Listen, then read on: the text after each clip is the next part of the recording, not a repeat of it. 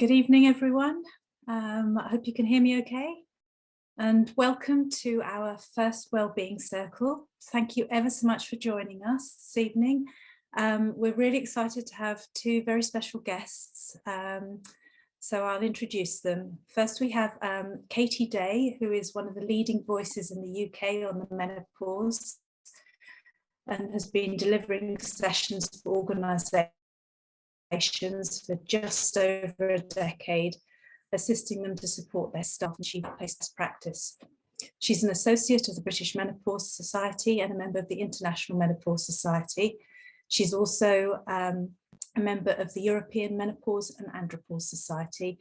And just yesterday, she was delivering her Menopause Demystified session in Parliament. Also joining us tonight is Mr. Vikram Talaulika, who is an associate specialist at the Reproductive Medicine Unit in University College London Hospital, NHS Trust, an honorary associate professor in women's health at the University College London. His clinical interests include reproductive endocrinology, assisted conception, premature menopause, and menopause. He has published extensively in the area of reproductive medicine and runs a busy menopause and premature ovarian insufficiency clinic at UCLH. He is a member of the International Menopause Society, European Menopause and Andropause Society, and the British Menopause Society. He's a certified menopause specialist and a trainer for the Faculty of Sexual and Reproductive Health Menopause Special Skills Module and the BMS Principles and Practice of Menopause Care. So definitely an expert in his field. If anyone has any questions, do please drop them in the chat box. We will collate them and do our best to answer as many as possible towards the end of the session. Please, if know that if we don't have time to answer them, we'll put together an email and send that through to you, so you'll have a nice summary. And that's it from me, really. Over to you, Katie. Thank you very much, Sasha, and good evening, everybody. Thank you for joining us at the end of your day. It's good to have you here. I'm going to be just kind of being in conversation with Professor Talaulika for the next 20 minutes or so, and then we'll leave about 5 or 10 minutes at the end for questions should you have any. So do feel free to start popping those into the chat box. So Vikram, can I kick off by asking you, what is the menopause exactly, and what are the different phases? Because there can be a lot of confusion about that. A lot of people think that the menopause is just one thing, one phase. So could you just kind of break that down for us a bit? Yes, thank you, Katie. Thank you, Sasha and the team for putting this event up. I know we are short on time, so I'm going to be talking a little bit fast so that we can cover as much as possible in half an hour. We may not, but we'll try to do our best. So really getting straight to nitty-gritties, why does menopause happen? It happens for most women because the number of eggs in the ovaries run out. Women are born with set number of eggs, millions at the time of birth, and gradually as the woman gets older, she will keep using those millions of eggs into her 20s, 30s, and 40s. So by the time most women reach around 45 or 50, the number of eggs from millions have come down to about 1,000, at which point there will be no more egg activity, no more hormone production from the ovaries. Estrogen, progesterone, testosterone, the three hormones keep becoming low and eventually stop.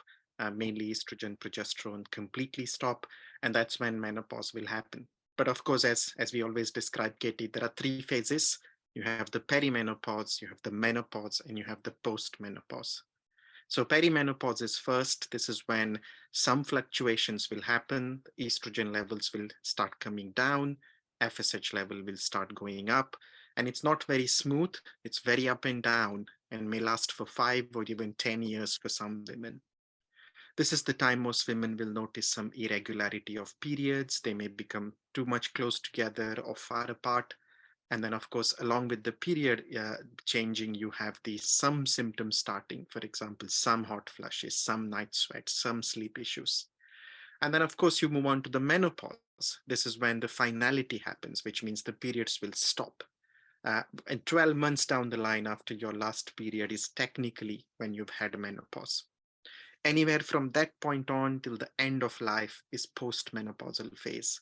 It could be 10, 20, 30, 40 years for women. So a significant proportion of life could be postmenopausal when there is no estrogen in the body, which is why it has gained so much significance now. Thank you, Vikram. A question I get asked frequently by women is, I have the Mirena coil, or I'm on the contraceptive pill, so I don't have normal monthly bleeds, natural periods. How will I know when I have reached that menopause day? Because if you don't have periods which are visible or signs, symptoms of going through cycles, which naturally you would experience if you were not on the Mirena coil or not on the pill, then it becomes difficult to know when you're going through the transition, because either the coil is preventing you having periods, and the pill, of course, will prevent you from having natural periods, as well as any cyclic symptoms that you would normally get. In this situation, depending on individual situation, what are your contraceptive needs and what are the symptoms you're experiencing, one would only really know that you have gone through the transition by stopping either the contraceptive pill, or if your coil had expired after 5 years, or you took the coil out. Now, noticeably, women sometimes do start feeling symptoms despite being on the coil, despite being on the pill, because remember, the coil is local. The Mirena coil is only stopping periods by being in the uterus. It's not going to stop the hormones in the rest of the body. So many women start noticing all those perimenopausal symptoms from head to toe gradually as they enter perimenopause, although they may not have periods simply because the coil is there.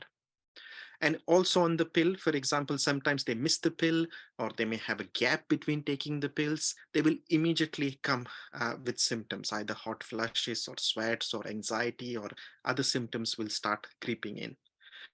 And it's this time that sometimes you take a break for a month or two, you will realize you don't have your periods back. You start noticing quite significant symptoms. And that is how one knows that you're going through either perimenopause, menopause. Bloods have limited role on the medication, because often your bloods will not be accurate if you're on the pill. They may be useful if you're only on the coil or some other light form of contraception, but otherwise it's really down to stopping the method and then seeing what happens to you. Thank you. That's really helpful, because it's one of the most frequent questions that I have, because it can be really confusing for women. You've mentioned some of the symptoms, and as well as the hot flushes, the other things, particularly the anxiety and what have you. There are a myriad of potential experiences, aren't there, that and symptoms that women can go through, kind of over 36, I think. And certainly we're aware, aren't we, that when a woman starts to lose levels of estrogen, that can impact and speed up the loss of collagen. So we all start to lose collagen mid to late 30s, every person. And then when a woman starts to lose estrogen, that loss of collagen is speeded up, which isn't helpful, and can add to some of the severity of some of the symptoms, like the creaky joints, the vaginal atrophy, the vagina walls getting thin. How much a part does that play in that kind of collagen estrogen partnership relationship? You're absolutely right. So to say that we've understood everything that happens in menopause would be incorrect. That's because we are really about understanding more and more about the whole process and the transition now than ever before. Estrogen is key for health of almost all body tissues in a woman's body, right from the head to the toe, the brain, the heart, the muscles, the joints, the bone, you just name it. Everywhere there are estrogen receptors. And some of them also contain testosterone, progesterone receptors. So hormones are key to health of almost all body tissues. Now, what we don't understand is why some women have particular symptoms more than the others. Some women may present mainly with bone loss, mainly with problems related to heart, mainly with hot flushes, night sweats, while others may not have these issues and mainly have anxiety-related issues, dry nails, dry skin, joint problems. So there seems to be a bit of variation in who gets what symptoms and how severe they are, which is why we always say every woman's experience is different, and the treatment, therefore, or advice should be different. No one size fits all. But you're right, the estrogen does contribute to good integrity of tissues. So connective tissue in the bones, in the joints, in the skin, in the hair, everywhere, the collagen content is roughly reduced by 20-30%. It's combination of both aging, changes in other hormones, but also estrogen which maintains good amounts of collagen. And of course, vaginal atrophy is another classical example of how the tissue changes affect the strength of the skin and the elasticity of the skin. So all those changes will happen in tandem with the decrease in estrogen levels. And of course, there are various interventions you can try or you can have to try and combat that. Brilliant, thank you. Before I go on to the next question I have for you, Vikram, I just want to respond to Charlotte, who's popped into the chat box about the HRT certificate. You're absolutely right, Charlotte. That comes into force on Saturday, on the 1st of April. It's called an HRT certificate, and you can apply for that online or via a registered pharmacy. And it means that women under the age of 60 in England who currently still have to pay for HRT, it will cost £18.70 a year, which is the cost of 2 prescriptions. And that will cover all the HRT prescriptions that you will need in the following 12 months. So I hope that answers your question for you. Vikram, you mentioned as our eggs start to decline, and in the 40s, most women will be left with about 1,000. What's the average age in the UK for that menopause cutoff day, if you like? Yeah. So for most women, just before I answer that, Katie, just to update on the HRT passport. That yes, if you are taking multiple medications with your GP, usually 3 or more, and that is in addition to your HRT, remember that you might not be well off on the new HRT passport. And it might be cheaper to have something called as an annual certificate for 100 or 106 pounds. That might cover all medication. So check with your GP how many medications you take. If it's only the HRT and another medication, then actually you'll be better off on the new passport. Now, in terms of the age at menopause, if you are Caucasian, if you're in the Western world, then the average age is 50 or 51. And if that depends on, again, on ethnicity, the socioeconomic status, geography, genes, everything impacts your age at menopause.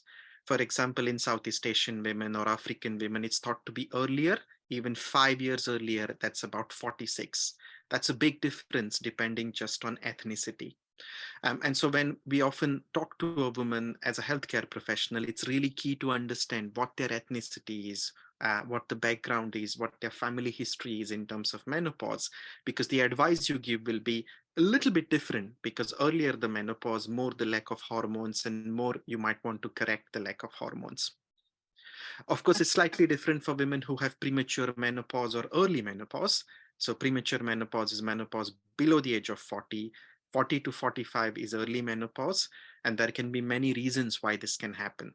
Medical therapies, cancer treatments, or surgery for any ovarian problems, also genetic causes or immune causes. These situations are very tricky. There's a challenging diagnosis for young women. They have a lot to put up with and fight, and hormone replacement is key for these young women with early menopause.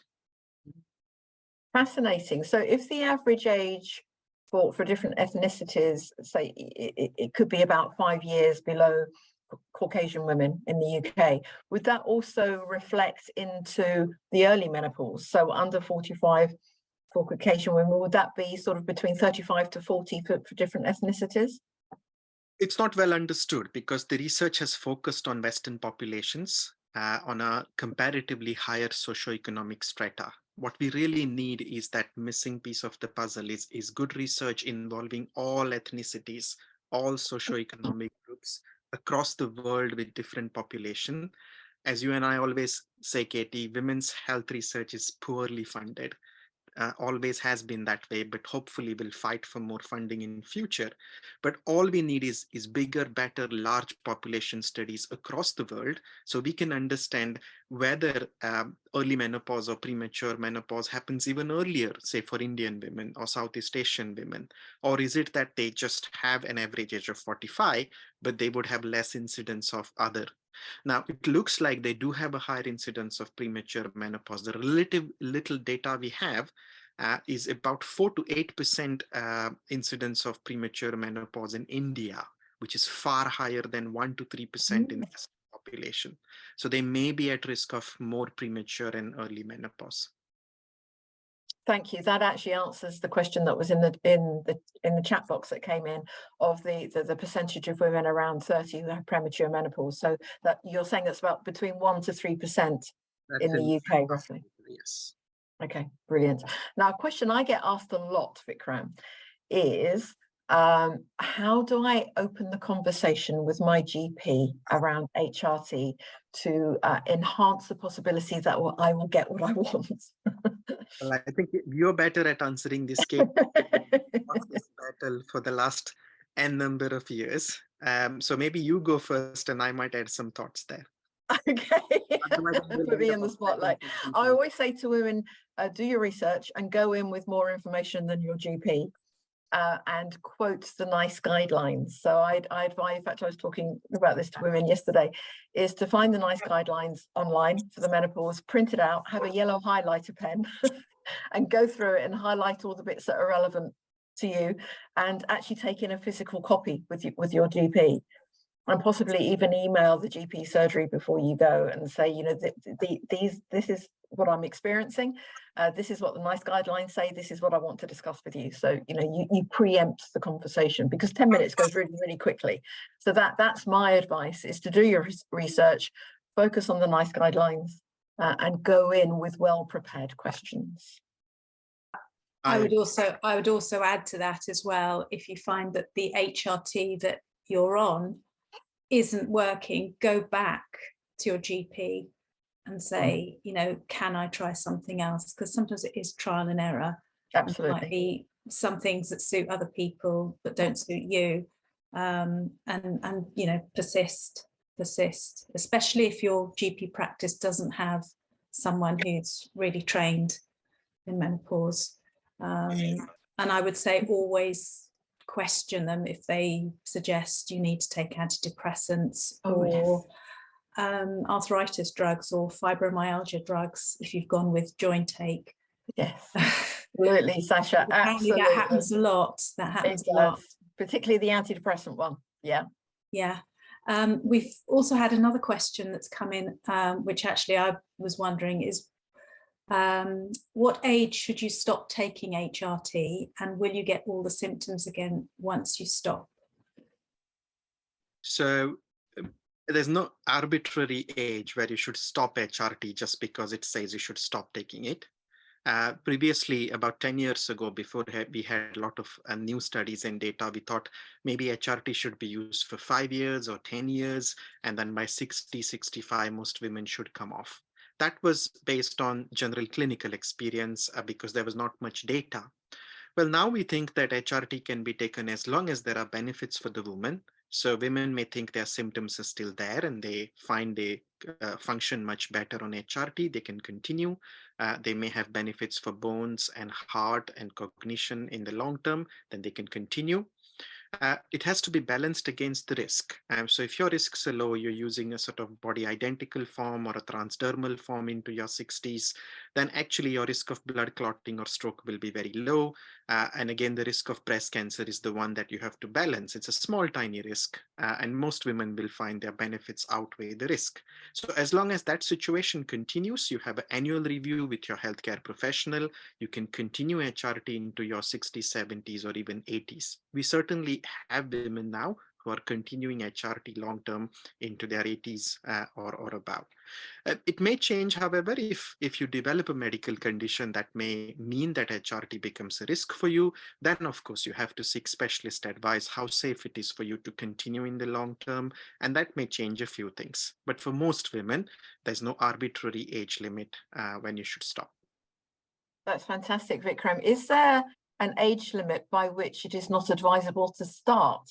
You know, I had somebody yesterday who was talking about her mother who is coming up to 70 but has osteoporosis.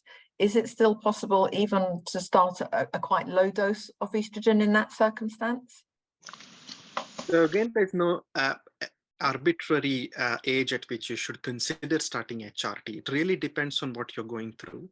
So HRT at the moment is mainly for symptoms. And if you're experiencing symptoms which are bothering you, which are not being able to function as you would like to, then that's when the HRT plays a key role. Now, if you look at the HRT benefits only for the sole purpose of protecting your bones or protecting your heart, which is the beneficial effect of bone and heart, at the moment, most guidelines will say no, don't prescribe HRT only for this reason. And for the main purpose is that then the benefits just for bone or heart do not outweigh any small increased risk of breast cancer. So guidelines always have to look at the wide population picture. They don't look at an individual woman. They have to base their advice on thousands and millions of women who will then get the medication based on guidelines. And the guidelines say, at the moment, we don't have enough evidence to suggest that this can be used as a preventative medicine for bone loss or heart problems. That is different though as an individual, because again, everybody is not same. There may be women, particularly with high risk of bone loss or bone problems or heart disease in family or themselves having heart issues, who may actually benefit from HRT and may consider, I will take this despite not having many symptoms. So when you individualize, you might still have women who may be able to start this early for all the benefits of bone, heart, and symptoms together, which outweigh the risk. So again, the advice would be individualize and see a specialist who would take your unique situation in the consideration rather than just stick to guidelines, which might not be relevant to everybody. Brilliant. A lovely question in from Carrie Ann. Thank you. I have a feeling this might be testosterone, but Vikram, you will confirm. What hormone is causing the nice facial hair that I now seem to have? Well, it depends on whether you're on testosterone or not yet, because in either situation, unfortunately, you might have the situation of the hair growth on the body. So let me kind of explain. So with the natural menopause, the estrogen drops drastically from something like 200, 300 to almost close to zero. And the testosterone drops gradually. It's about 1%, 2% every year. And so there is still quite a bit of testosterone in the body while the estrogen has hit rock bottom. The body senses that as imbalance. The body in women is used to having high estrogen, low testosterone, but now the testosterone is more or less similar, but the estrogen has collapsed. And it finds that the testosterone is in excess. So many women during menopausal transition, perimenopause, or just after menopause will notice hirsutism, chin hair or facial hair or hair on the body. And that's typically because the body's hormones have got into imbalance.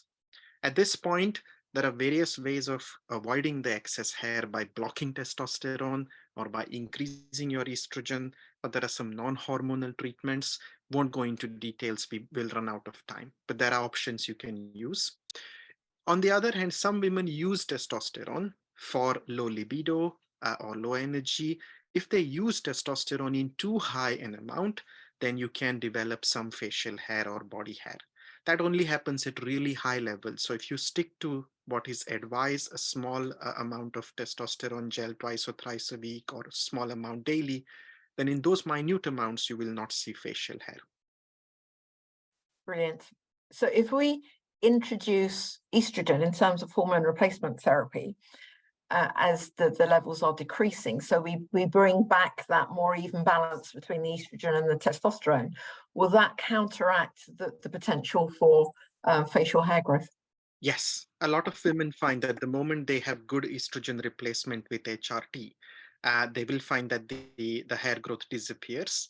Of course, it's again individual. Some women may still find that despite giving back good estrogen, the body's balance doesn't recover for 12 months, 18 months, or 24 months sometimes. And in that case, sometimes you can add on a drug like a spironolactone or an androgen blocker for a short time while the HRT takes effect over the next, say, 12 months or 24 months. Yeah. Again, everybody is a little bit different with response.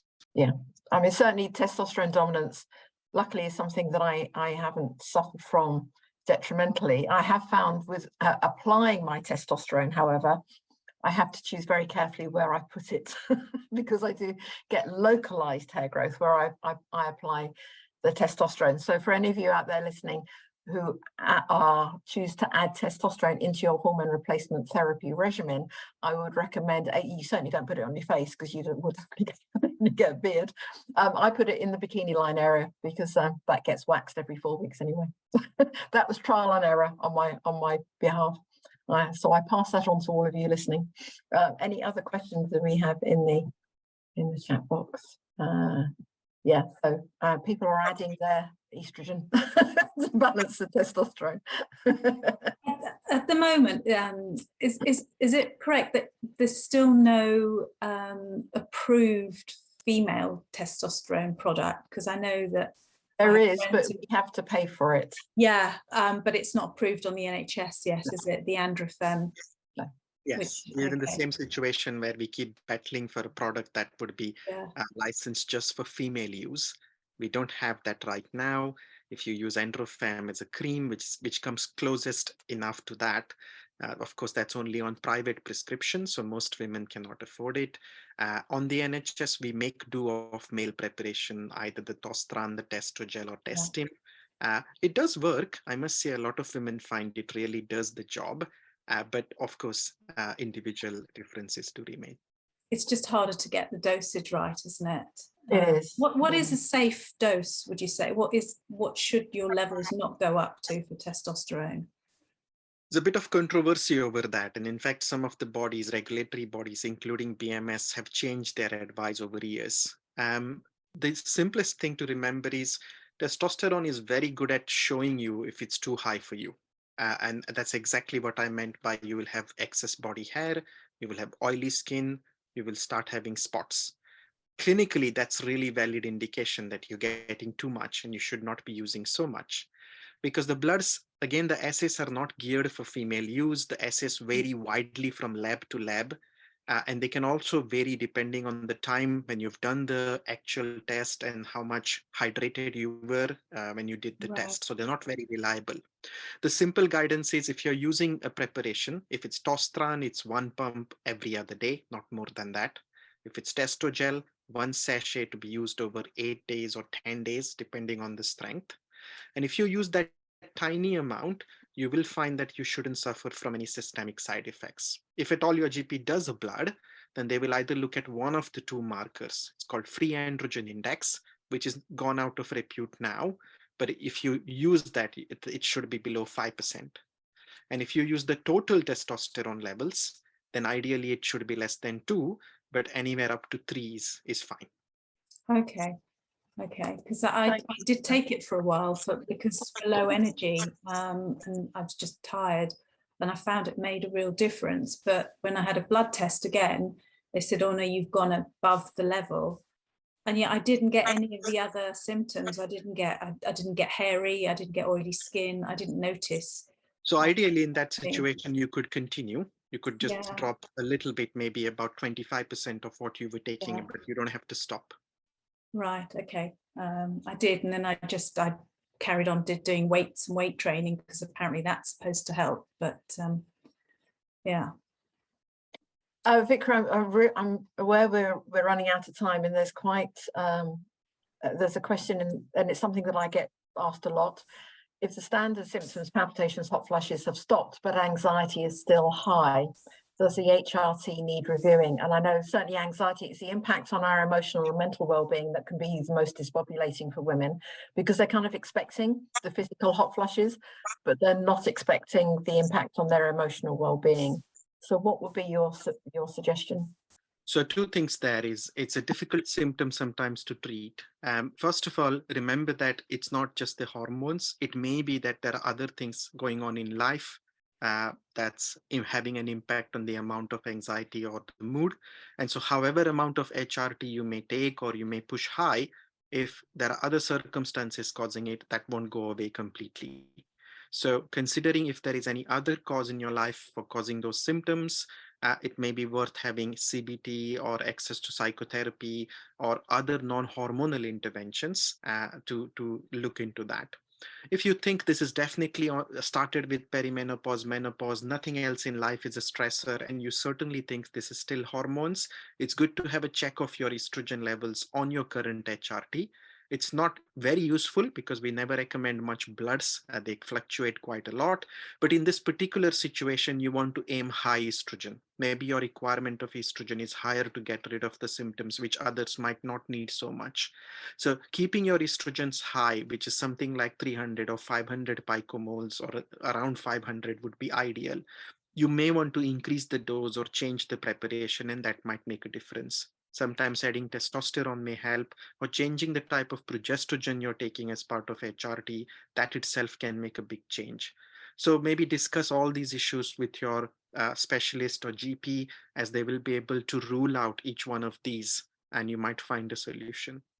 Perfect. Thank you so much. I'm aware that we are now at 7 o'clock, so we're out of time.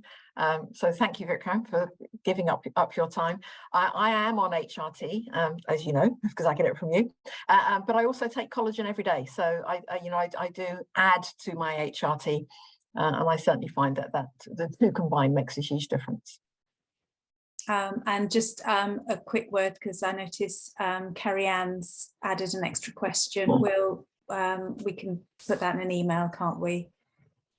Yeah, we have time, absolutely. a minute or two. Shall we go? We can answer that now? Okay, that would be great. Thank you. So Carrie Ann asked, what is known about estrogen dominance? I was advised that I had that a couple of years ago. So estrogen dominance is a concept which hasn't been yet scientifically fully proven. It remains controversial.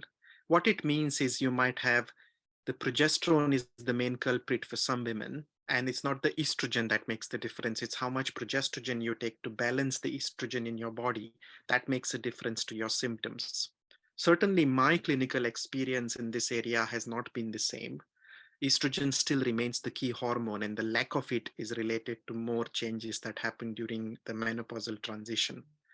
It's difficult because, as I said, the research is limited. We don't understand why some women have more of estrogen deficiency symptoms, others respond better to progesterone, and still others will respond to testosterone, and some will have no response to testosterone.